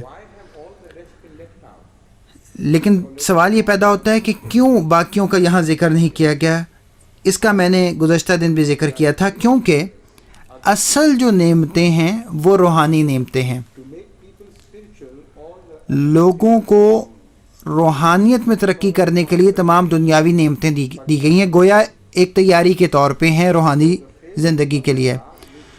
تو جو اللہ تعالیٰ کی نعمتیں ہیں جن کا شمار نہیں ہو سکتا، وہ اصل میں متقی لوگوں کے ذریعے ہیں اور متقی لوگوں کے لیے ہیں. اور اس کے ہمیں قرآن کریم سے اور ثبوت بھی ملتے ہیں جو ہمیں بتاتے ہیں کہ تمام جو اللہ تعالیٰ کی نعمتیں ہیں وہ متقیوں کے لیے، جو اللہ تعالیٰ کے متقی لوگ ہیں ان کے لیے بنائی گئی ہیں، اور باقی بھی اس سے استفادہ کر سکتے ہیں. تو اگر آپ ان میں شامل ہونا چاہتے ہیں جن کے لیے اللہ تعالیٰ کی نعمتیں بنائی گئی ہیں، تو آپ کو ان میں سے ایک ہونا پڑے گا، جن 4 کا بھی ذکر کیا گیا ہے. کوئی بھی صالحین میں شامل نہیں ہو سکتا. اللہ تعالیٰ کے نزدیک، اللہ تعالیٰ کی تعریف کے مطابق، وہ ہے جو اللہ تعالیٰ کی نعمتوں کو سے استفادہ کر رہا ہے اور ان کی ذمہ داریاں بھی ادا کر رہا ہے. تو وہ جن کے لیے اللہ تعالیٰ کی نعمتیں بنائی گئی ہیں وہ 4 ہیں، یعنی نبی، صدیق، شہید اور صالح. تو جو پہلا گروپ جو اللہ تعالیٰ کی نعمتوں کو سے استفادہ کرتا ہے وہ یہ لوگ ہیں. تو پہلا سٹیج جو ہے اس میں وہ صالحین میں شامل ہونے کا ہے، یعنی صالح بننے کی کوشش کی جائے. اور وہ آیت جو اس معنی میں بہت اہمیت رکھتی ہے وہ یہ آیت ہے، کیونکہ یہ بہت جانی پہچانی آیت ہے اور ہر نوجوان احمدی کو اس سے آگاہی ہونی چاہیے. کیونکہ اگر آپ اچھی طرح اس آیت کے ہتھیار کے ساتھ ہیں تو پھر آپ غیر احمدیوں کے ساتھ بہت واضح طور پہ گفتگو کر سکتے ہیں، اور پھر آپ کو کسی اور چیز کی ضرورت نہیں ہے، یہ کافی ہے آپ کے لیے. جس طرح حضرت اقدس مسیح موعود علیہ الصلوۃ والسلام نے اس آیت کے بارے میں گفتگو فرمائی ہے بہت تفصیل کے ساتھ، تو یہ بہت کارآمد ہتھیار ہے غیر احمدیوں کے مقابل میں اپنے عقیدے کا دفاع کرنے کے لیے. حضرت مسیح موعود علیہ الصلوۃ والسلام نے اس کا تعلق قائم کیا ہے اس دعا سے، اہدنا الصراط المستقیم صراط الذین انعمت علیہم. سورہ فاتحہ ہمیں یہ دعا سکھاتی ہے کہ اے اللہ ہمیں سیدھے راستے کی طرف چلا، ان لوگوں کے راستے پر جن پر تو نے انعام کیا، جن پر غضب نہیں کیا گیا اور جو گمراہ نہیں ہوئے. تو چنانچہ وہ راستہ حضرت مسیح موعود علیہ الصلوۃ والسلام جس کا بیان فرما رہے ہیں، لیکن وہاں جو ہے وہ راستہ اس کی مزید تعریف نہیں کی گئی ہے. تو قرآن کریم کا یہ فرض بنتا تھا کہ وہ ان لوگوں کا ذکر کرے، ورنہ وہ معاملہ ادھورا رہ جاتا. چنانچہ حضرت اقدس مسیح موعود علیہ الصلوۃ والسلام نے فرمایا کہ وہ ان لوگوں کا ذکر، ان لوگوں کی تعریف جو انعمت علیہم ہے وہ اس آیت میں ہے. من النبیین والصدیقین والشہداء والصالحین، نمبر 1 یعنی وہ نبیوں میں سے ہیں، صدیقوں میں سے ہیں. جو صدیق کا لفظ ہے اس کا ترجمہ یہ ہونا چاہیے سچے، لیکن یہ بہت زیادہ عمدہ ترجمہ نہیں ہے، کیونکہ صدیق بطور اصطلاح کے ہے، وہ صرف سچے نہیں ہیں لیکن وہ عام سچوں سے بڑھ کے صدیق کے مرتبے تک پہنچ گئے ہیں. کیونکہ صالح جو لفظ ہے اس کا مطلب بھی سچے لوگ ہیں اور شہید بھی سچائی پر مبنی ہوتے ہیں. تو صدیق کیا ہے؟ صدیق وہ ہیں a standard of truth. جو سچائی کے معیار کو اتنا اوپر لے گئے ہیں کہ جہاں وہ بالکل ہل نہیں سکتا. Truth becomes his second nature, سچائی ان کی فطرت ثانیہ بن گئی ہے. transfixed into truth. وہ گویا سچائی کے ساتھ پختہ طور پہ وابستہ ہو گیا ہے And he becomes اور سچائی اس کے اندر سما گئی ہے اور وہ گویا سچا بن گیا ہے. یہ صدیق کے لفظ کے معنی ہیں جو صرف سچا کہنے میں واضح نہیں ہوتے، کیونکہ یہ جو عام لفظ ہے سچا ہونے کا، یہ تو کسی بھی کے اوپر لاگو ہو سکتا ہے. اور وہ لوگ جو صدیق کہے جاتے ہیں ان کا مقام بہت اعلیٰ ہے. اور یہ جو اصطلاح ہے for prophets as well. وہ انبیاء کے لیے بھی استعمال کی گئی ہے، صدیق النبیہ. But as when you look at that لیکن جب آپ اس کی طرف دیکھتے ہیں from that angle, from this angle, then you come اس نقطہ نگاہ سے تو آپ یہ سمجھتے ہیں which are used here. کہ یہ تمام اصطلاحات جو یہاں استعمال کی گئی ہیں وہ دراصل انبیاء کے تعلق میں استعمال کی گئی ہیں. اللہ تعالیٰ کے انبیاء ہیں وہ جو صالحین ہیں، اللہ تعالیٰ کے انبیاء ہیں وہ شہید ہیں، اللہ تعالیٰ کے انبیاء ہیں وہ صدیق ہیں اور وہ نبی بھی ہیں. تو لفظ نبی ان کے ساتھ مزید اس کی صفات میں اضافہ ہو رہا ہے. کیونکہ یہ کیوں ہو رہا ہے اس کے بارے میں بعد میں گفتگو کروں گا، لیکن میں اس بارے میں گفتگو کرنا چاہتا ہوں کہ کس طرح یہ آیت کس طرح احمدیہ ختم نبوت کے نقطہ نگاہ کو واضح کرتی ہے. غیر احمدیوں کے مطابق لفظ خاتم النبیین کا مطلب ہے جو اللہ تعالیٰ کی بہترین نعمت حاصل کرتا ہے، جو کسی کے لیے بھی ہے. The one when he comes, جب وہ آتا ہے تو اس کے بعد تو آپ کے اوپر اللہ تعالیٰ کی نعمتیں Allah's favors can be bestowed upon یا اللہ تعالیٰ کی نعمتیں تمہارے اوپر نازل تو ہو سکتی ہیں، آپ کے اوپر نازل تو ہو سکتی ہیں، لیکن ساری نہیں. اس کے بعد جو سب سے بہترین نعمت ہے وہ تو روک دی جائے گی، لیکن جو بعد کی 3 نعمتیں ہیں وہ جاری رہیں گی اور ان کا نزول ہوتا رہے گا. یہ وہ پیغام ہے لفظ خاتم النبیین کا جو غیر احمدی بیان کرتے ہیں. it paints a very ugly picture. لیکن ہمارے لیے بہت بیہودہ تصور ہے. نعوذ باللہ، آن حضرت صلی اللہ علیہ وسلم جو سب سے بہترین تھے، Compare this situation کیونکہ جب آپ اس قسم کی حالت کو موازنہ کرتے ہیں جو آن حضرت صلی اللہ علیہ وسلم کے بعد پیدا ہو رہی ہے اس تصویر کے ساتھ جو اس سے پہلے پیدا ہوئی، تو پھر آپ کو اس کا سمجھ آتا ہے کہ یہ کتنی بدنما تصویر ہے. پہلے کی جو تصویر ہے وہ یہ ہے کہ تقریباً ایک کم 1,24,000 انبیاء آئے اور ان میں سے کوئی ایک بھی نہیں تھا جس نے اپنے بعد اس نعمت کو روک دیا. مثلا حضرت موسیٰ علیہ السلام کا ذکر کرتے ہیں کہ جب وہ بھی اس دنیا میں سے تشریف لے گئے تو اس کے بعد بھی انبیاء آتے رہے اور یہ نعمت جاری رہی، اور بعد میں بھی انبیاء کا نزول ہوتا رہا. اور اسی طرح جب داؤد علیہ السلام فوت ہوئے، سلیمان علیہ السلام فوت ہوئے، تو یہ بات جاری رہی اور یہ بات بار بار دہرائی جاتی رہی، اور یہ حضرت آدم علیہ السلام سے حضرت صلی اللہ علیہ وسلم تک جاری رہی. لیکن غیر احمدیوں کے مطابق جب خاتم النبیین صلی اللہ علیہ وسلم آئے تو وہ گویا ختم کرنے والے تھے اللہ تعالیٰ کی سب سے بہترین نعمت کو. خاتم کا مطلب ہے ختم کرنے والا، اور النبیین جو ہے وہ اللہ تعالیٰ کی سب سے بہترین نعمت ہے، یعنی نبوت ہے. چنانچہ یہ وہ بات ہے جو وہ بیان کرتے ہیں کہ خاتم النبیین ہے کہ نبوت کی نعمت کو ختم کرنے والے حضرت صلی اللہ علیہ وسلم ہیں.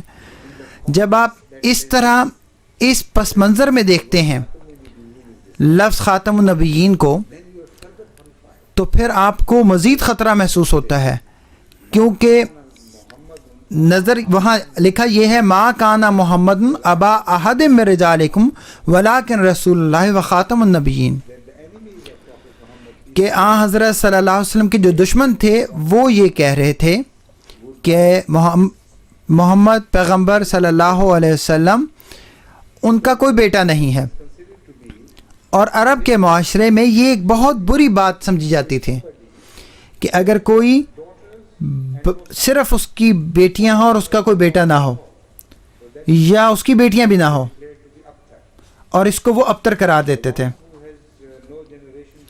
یعنی اس کی کوئی نسل ہی نہیں ہے. تو یہ وہ الزام تھا جو آن حضرت صلی اللہ علیہ وسلم کے خلاف لگایا جا رہا تھا، اور اس کا یہاں جواب دیا گیا ہے. تو جس طرح غیر احمدی اس کا جواب دے رہے ہیں، وہ ہمارے سامنے تصویر یہ نظر آتی ہے کہ اللہ تعالیٰ کہہ رہا ہے کہ ٹھیک ہے جس طرح تم کہہ رہے ہو یہ مردوں میں سے کسی کا باپ نہیں ہے، لیکن بلکہ نہ صرف یہ بلکہ وہ کسی نبی کا بھی باپ نہیں ہے، کیونکہ اس کی روحانی اولاد کا بھی اختتام ہو گیا ہے. تو یہ کس قسم کا الزامی جواب دیا جا رہا ہے، کس قسم کی عجیب و غریب قسم کا ترجمہ ہے جو یہاں کیا جا رہا ہے. اس کا صرف ترجمہ یہ کیا جا سکتا ہے کہ باوجود اس کے کہ آن حضرت صلی اللہ علیہ وسلم تمہاری طرح مردوں کے باپ نہیں ہے، لیکن ما کانا محمد ابا احد من رجالکم، محمد تمہارے جیسے مردوں میں سے کسی کا باپ نہیں. یہ وہ بات ہے جو قرآن کریم کر رہا ہے. تم اپنے تمہارے جیسوں کا یہ باپ نہیں ہے، اور یہ ایک اعلیٰ آدمی کا کمی ہوگی اگر اس کے بارے میں بیان کیا جائے.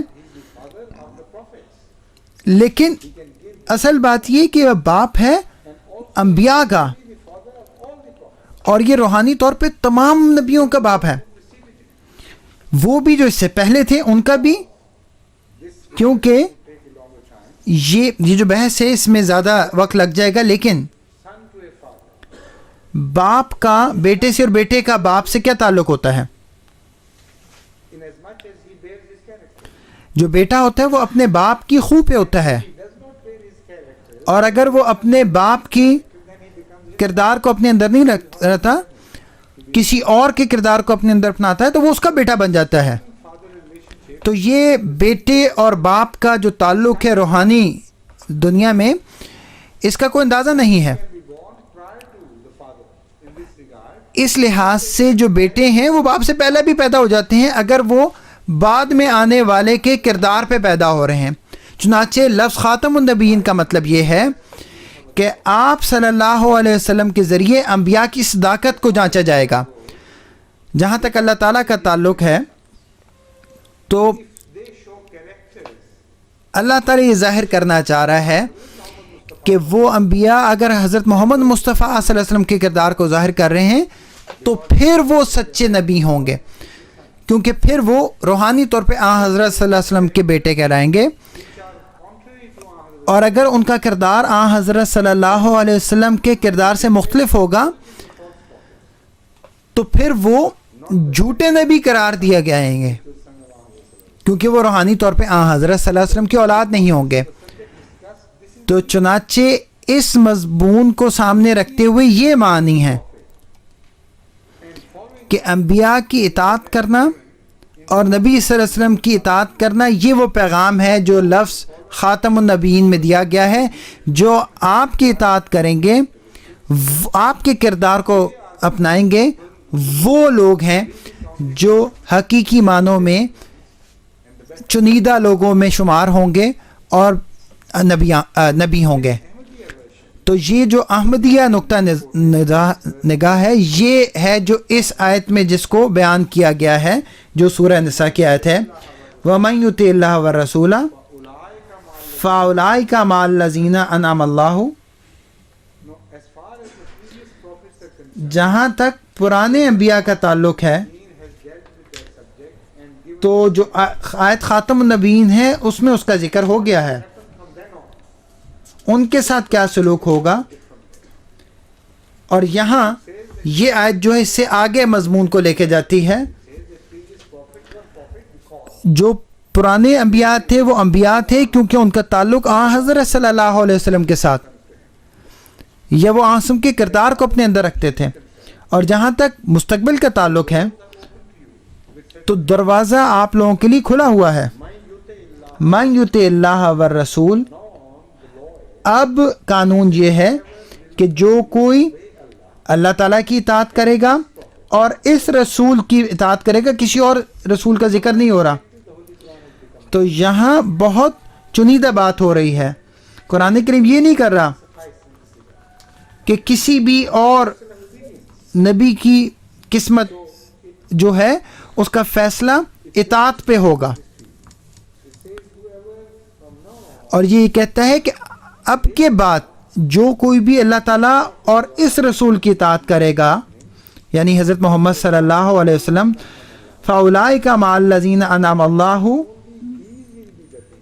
تو اب کے بعد یہی وہ لوگ ہوں گے جو ان لوگوں کے ساتھ ہوں گے جن پر اللہ نے انعام کیا ہے. تو یہ وہ انعام ہے، یہ وہ مہربانی ہے. تو صرف ان کو یہ اللہ تعالیٰ کی نعمتیں ملیں گی،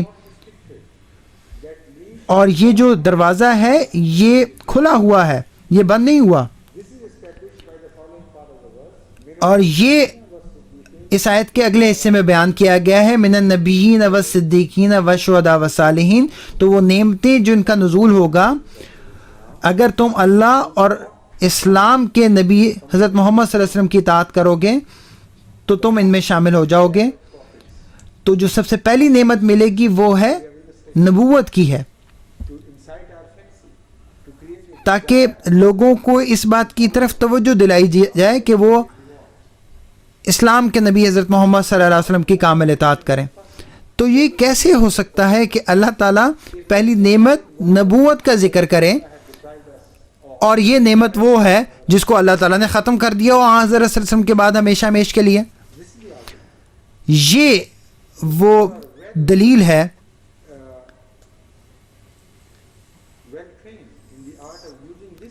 جس کو اگر استعمال کرنا آ جائے، اس آیت کو استعمال کرنا آ جائے، تو پھر جو بات جس طرح کے میں نے بیان کی ہے تو اس کا کوئی جواب نہیں ہے جو غیر احمدیوں نے بات بیان کی ہے.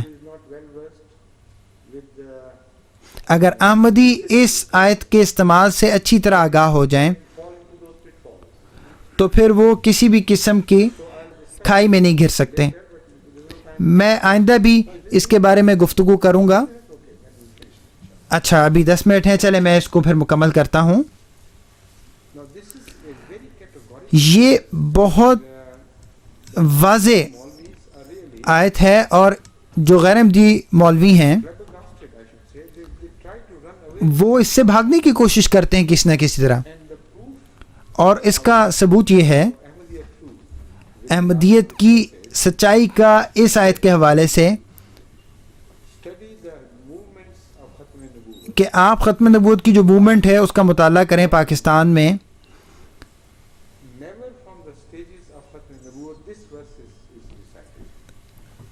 ختم نبوت کے سٹیج سے یہ آیت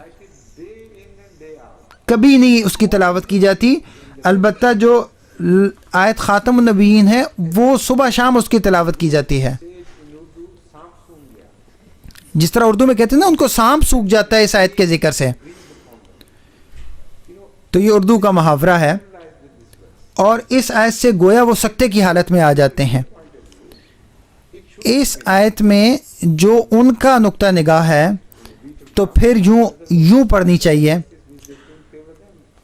اگر اس آیت یہ ان کے حق میں ہے تو اس آیت کو بھی ان کو پڑھنا چاہیے.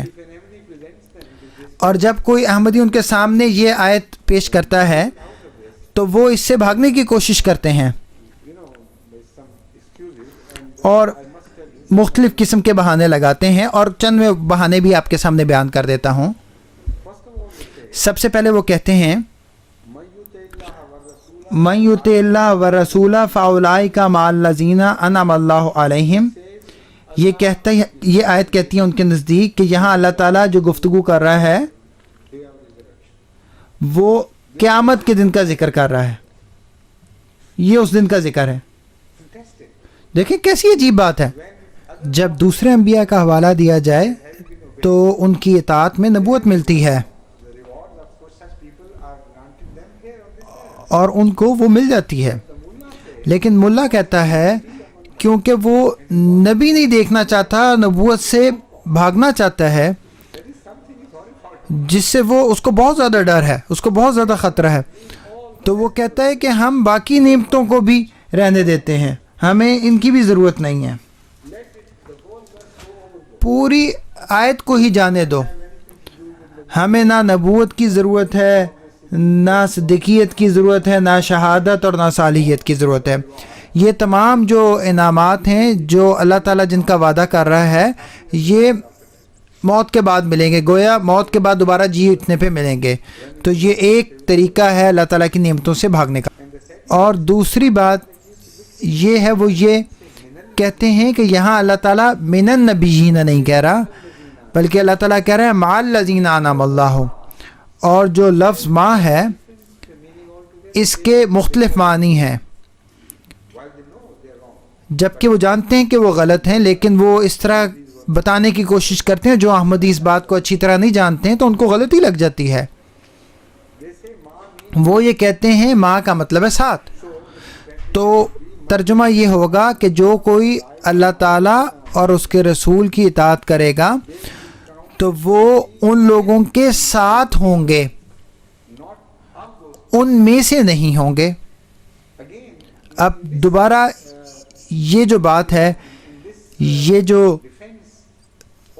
وہ ڈیفنس کر رہا ہے, اس میں بھی وہ غلطی پر ہے, کیونکہ یہ ترجمہ بھی جو ہے اس کے مطابق حضرت صلی اللہ علیہ وسلم کے ماننے والے جو ہیں وہ نہ صرف یہ کہ نبی بھی نہیں ہو سکتے لیکن نبیوں کے ساتھ ہو سکتے ہیں, وہ صدیق بھی نہیں ہو سکتے لیکن صدیق کے ساتھ ہو سکتے ہیں, اور اسی طرح آگے بھی بات جاری ہے. تو جو اس میں بھی جو نقصان ہے وہ بہت بڑا نقصان ہے کہ کوئی بھی یہ نوما حاصل نہیں کر سکتا. پھر وہ کہتے ہیں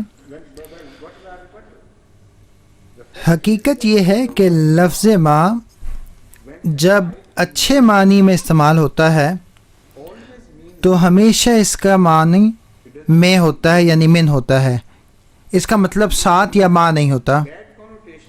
لیکن جب برے معنوں میں یہ استعمال کیا جاتا ہے تو اس کے معنی ماں یعنی ساتھ کے ہو سکتے ہیں. جب آپ کہتے ہیں کہ ایک گدھا ایک آدمی کے ساتھ جا رہا تھا تو یہاں ماں کا لفظ جو ہے وہ من کے معنوں میں نہیں استعمال ہو سکتا, کیونکہ اگر اس کو من کے معنوں میں استعمال کیا جائے گا تو وہ انسانوں کی حد تک ہوگی کہ گویا گدھوں کو انسانوں کے ساتھ ملا دیا گیا ہے. لیکن جب قرآن کریم بیان کر رہا ہے وہ متقیوں کا ذکر کر رہا ہے تو یہاں ان میں شامل ہونے کے معنوں میں ترجمہ کیا جائے گا, گویا وہ بھی متقیوں میں شامل ہو گئے ہیں. اسی طرح جب اللہ تعالیٰ قرآن کریم میں ہمیں یہ سکھاتا ہے, یہ آیت ربنا وتوفنا مع الابرار, اے اللہ ہمیں گن, ہمیں شمار کر. غیر احمدیوں کی ترجمے کے مطابق ہمیں مار جب متقی لوگ مریں یا ان کو مارا جائے, کیونکہ ان کے نزدیک توفنا مع الابرار کا مطلب یہ ہوگا کہ اللہ تعالیٰ ہمیں تو متقی نہیں بنا سکتا لیکن ہمیں متقیوں کے ساتھ مار سکتا ہے. یہ کس طرح کے معنی ہوں گے؟ یہ بالکل فضول بات ہے. حقیقت یہ ہے کہ لفظ ما جو ہے اس کے دونوں طرح کے معنی ہو سکتے ہیں, من یعنی ان میں سے, اور ما یعنی ساتھ. اور جو ما کا لفظ ہے وہ بھی مال غیب کے طور پہ اس کا ترجمہ ہو سکتا ہے, یعنی کوئی اس کے ساتھ جسمانی طور پہ تو ہے لیکن مقام و مرتبے کے لحاظ سے نہیں ہے. لیکن جب لفظ ما مقام و مرتبے کے لحاظ سے اس کا ترجمہ ہوگا تو اس کا مطلب ان میں شامل ہونا ہوگا. جب آپ کہیں گے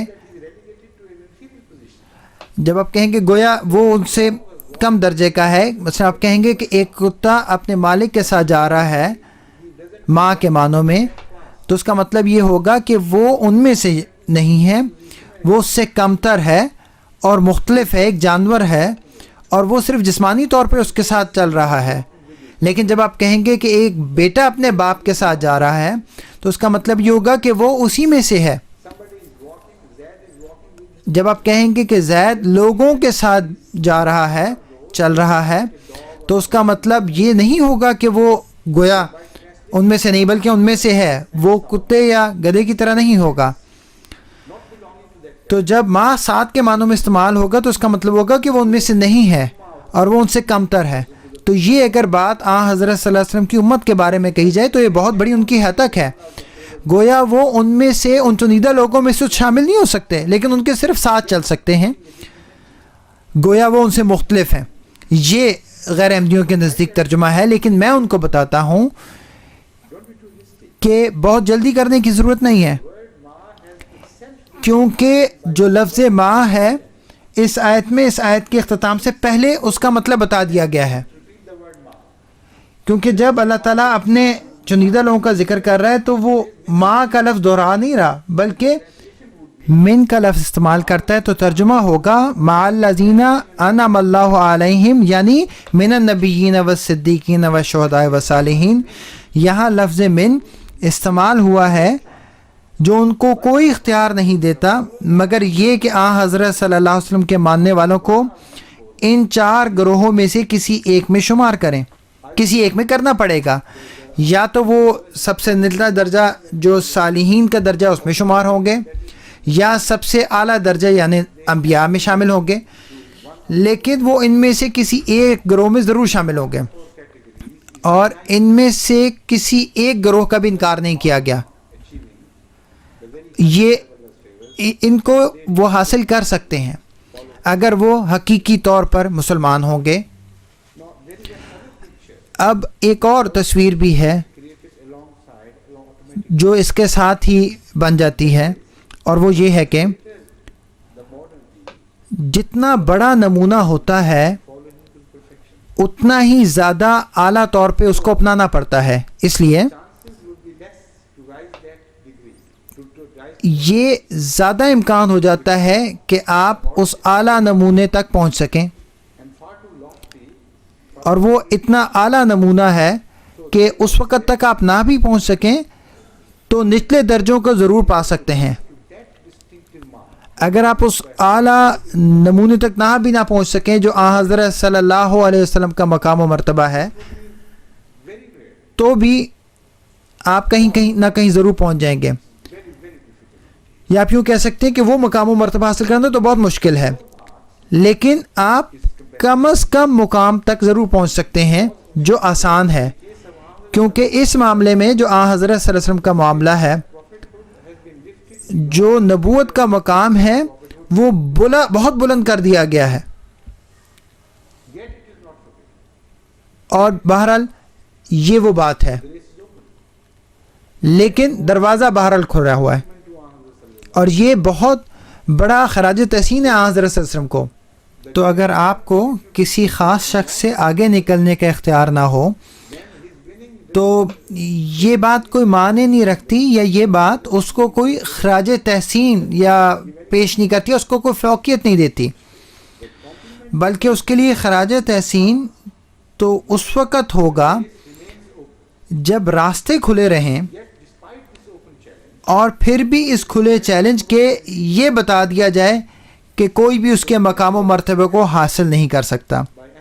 تو یہ آیت جس طرح احمدی اس کا ترجمہ کرتے ہیں، یہ ان ممکنات اور ان راستوں کو کھولتی ہے، بلکہ یہ کہنا زیادہ بہتر ہوگا کہ نبوت کی طرف جانے والی سڑک بے شک کھلی ہوئی ہے، لیکن جو معیار بانی اسلام حضرت محمد صلی اللہ علیہ وسلم نے قائم فرما دیا ہے وہ اتنا بلند اور اتنا اعلیٰ اور اتنا مشکل ہے کہ ایک عام آدمی کی پہنچ سے وہ باہر ہے، کہ یہ واقعہ کہ اس مقام کو پہنچا جائے بہت کم ہوتا ہے اور ہوگا. یہ وہ بات ہے جو یہاں بیان کی جا رہی ہے.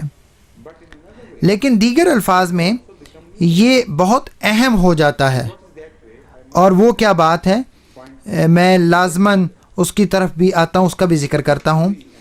اگر ہم احمدی اس طرح ترجمہ کریں جیسے کہ میں نے ابھی ترجمہ کیا ہے، تو ترجمہ یہ ہوگا کہ نبوت کا مقام تو کھلا ہے، تو تم آن حضرت صلی اللہ علیہ وسلم کی اطاعت نہیں کرتے، مکمل اطاعت کیوں نہیں کرتے؟ لیکن پھر بھی باوجود کامل اطاعت کے، جو بہت مشکل ہے، یہ اتنا آسان نہیں ہے جتنا کسی اور کی اطاعت کرنا، جس طرح کہ موسیٰ علیہ السلام کی اطاعت کرنا تھا، یا جس طرح عیسیٰ علیہ السلام کی اطاعت تھا، یا اسماعیل یا ابراہیم کی اطاعت تھا. مقام و مرتبہ کے لحاظ سے وہ آپ کے قریب تھے، تو ان تک پہنچنا اور ان کی پیروی کرنا اتنا زیادہ مشکل نہیں تھا. لیکن جہاں تک آن حضرت صلی اللہ علیہ وسلم کا تعلق ہے، تو آپ کی نبوت کا جو طرز ہے وہ اتنا وسیع ہے اور اتنا غیر محدود ہے کہ اس کی بہت زیادہ وسعت ہو جاتی ہے. مثال کے طور پہ آن حضرت صلی اللہ علیہ وسلم سے پہلے ہم کسی نبی کو نہیں جانتے جو عالمی پیغام لے کے آیا ہو، جس نے تمام انسانیت کو مخاطب کیا ہو. صرف حضرت آدم علیہ السلام ہے، لیکن اس وقت انسانیت خود بہت محدود تھیں. لیکن ان کے بعد کوئی نبی نہیں ہے جو اپنے قبیلے یا اپنے ملک کی حدوں سے باہر نکلا ہو.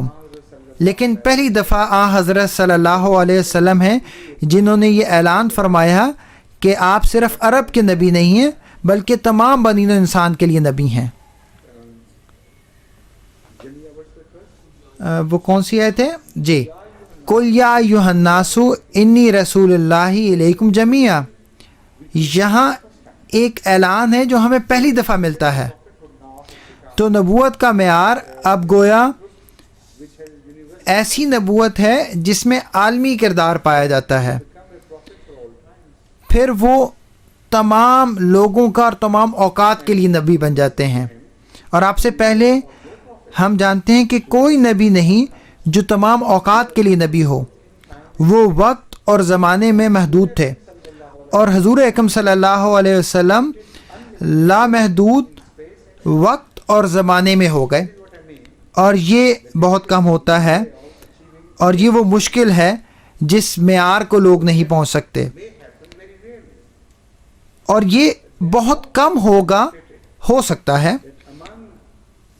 تو اس کا اظہار کیسے ہوگا؟ چنانچہ آپ کے ماننے والوں میں بے شمار روحانی فرزند ہیں جو کم از کم گزشتہ انبیاء کا مقام پائیں گے. اگر یہ ثابت ہو جائے تو یہ آیت من یطع اللہ والرسول، اس کا بہت زیادہ حصہ سمجھ میں آ جاتا ہے اور یہ بہت پھیل جاتی ہے. اور یہ خود آن حضرت صلی اللہ علیہ وسلم آپ نے خود یہ واضح فرما دیا، جو آپ نے فرمایا کہ باوجود اس کے کہ میری امت میں بہت ہوں گے جو نبی تو قرار نہیں پائیں گے، لیکن ان کو نبی کا مقام ہوگا، ان کا مقام گزشتہ انبیاء کے مقام کے مطابق ہوگا. اور یہ بات آپ نے ایک حدیث میں بیان فرمائی ہے، علماء امتی کا انبیاء بنی اسرائیل. میری امت کے علماء بنی اسرائیل کے نبیوں کی طرح ہوں گے. اب اسرائیل کے انبیاء انہوں نے مقام نبوت حاصل کیا کیونکہ اس وقت جو نبوت کا مقام تھا وہ مختص الوقت اور مختص الزمان تھا. تو اگر وہ اتنے متقی تھے کہ نبی کے مقام کو پہنچتے تو ان کو نبی قرار دیا گیا اور نبی کا کام ان کو دیا گیا محدود وقت اور لوگوں کے لیے.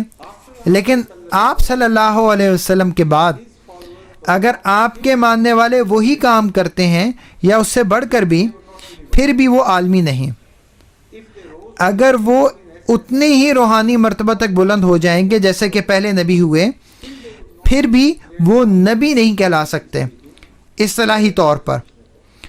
جو نبوت کی اب نئی تعریف بن گئی اس کے مطابق، تو جو ان کو مل سکتا ہے وہ صرف پہلے انبیاء کا مقام ہے، مگر ان کا نام یا ان کا عنوان نہیں مل سکتا۔ تو یہ ہے جو حضرت صلی اللہ علیہ وسلم نے اس حدیث میں بیان فرمایا ہے۔ کا انبیاء بنی اسرائیل، وہ بنی اسرائیل کے انبیاء کی طرح ہوں گے مگر نبی نہیں کہلائیں گے۔ تو اس سے یہ سمجھ آتا ہے، میرا ایمان ہے کہ حضرت صلی اللہ علیہ وسلم کو کم از کم 1,24,000 انبیاء بطور ماتحت دیے گئے، اور آپ کے متبعین کی یہ خصوصیت تھی، روحانی لحاظ سے مقام تھا کہ اگر وہ آپ سے پہلے کے زمانے میں ہوتے تو اللہ انہیں اس وقت کے انبیاء قرار دیتا۔ یہ بہترین خراج تحسین ہے اس امت کو، اور یہ خراج تحسین اس آیت سے نکلتا ہے، وَمَن يُطِعِ اللَّهَ وَالرَّسُولَ فَأُولَٰئِكَ مَعَ الَّذِينَ أَنْعَمَ اللَّهُ عَلَيْهِم مِّنَ النَّبِيِّينَ وَالصِّدِّيقِينَ۔ ان معنوں میں ہے۔ تو یہ آیت ہے جو حضرت صلی اللہ علیہ وسلم کی امت کا مقام بلند کرتی ہے اور آپ کے لوگوں کا مقام بلند کرتی ہے، بلند ترین سطح پر لے جاتی ہے۔ جو کچھ بھی پہلے آپ سے ہوا روحانی دنیا میں، وہ مکمل طور پر بلکہ زیادہ بھرپور طور پر دہرایا جائے گا حضرت صلی اللہ علیہ وسلم کے ذریعے۔ ایک نئی دنیا بنے گی اور ایک نئی دنیا دہرائی جائے گی، اور اس دنیا کے معیار کو اور بلند کیا گیا ہے، پہلے کے معیاروں سے زیادہ بلند تر کیا گیا ہے۔ السلام علیکم۔